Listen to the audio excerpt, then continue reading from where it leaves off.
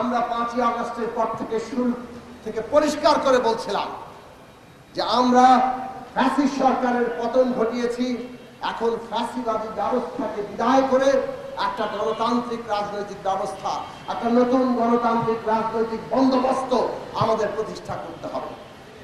তার জন্য দরকার রাষ্ট্রের ক্ষমতার একটা ভারসাম্য আনা।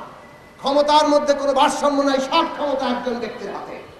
এই অবস্থা বদলাতে হবে, ভারসাম্য আনতে হবে, সেটা আনলেই জবাবদিহি তৈরি হবে। এই জন্য সংসদ, বিচার বিভাগ, রাষ্ট্রের নির্বাহী বিভাগ, সবগুলো প্রতিষ্ঠান কিভাবে একটার সাথে আরেকটার ভারসাম্য সৃষ্টি হবে সেই দিকে আমাদের যেতে হবে। আমরা বলেছি সংস্কারের প্রস্তাবগুলো আপনারা সুনির্দিষ্টভাবে আনেন এবং তার উপরে সকলের মতামত নেন। যেগুলো সর্বসম্মত হয় সেটা জাতীয় সনদ আকারে তৈরি করেন। যেগুলো নিয়ে দ্বিমত থাকে সেগুলো জনগণের কাছে যাবে, জনগণ ভোটের মাধ্যমে নির্বাচিত করবে কোনটা বাংলাদেশে দরকার। এইটা যদি আমরা নিশ্চিত করতে পারি তাহলে ন্যূনতম জাতীয় ঐক্য থাকবে। ন্যূনতম জাতীয় ঐক্যমত্য রক্ষা করা দরকার। কেননা আমরা যদি এই ফ্যাসিবাদ বিরোধী আন্দোলনকারী শক্তিসমূহ নিজেদের মধ্যে ঐক্য রক্ষা করতে না পারি তাহলে পতিত ফ্যাসিস্টরা তার সুবিধা নিবে, তার দেশি বিদেশিরা সুবিধা নিবে।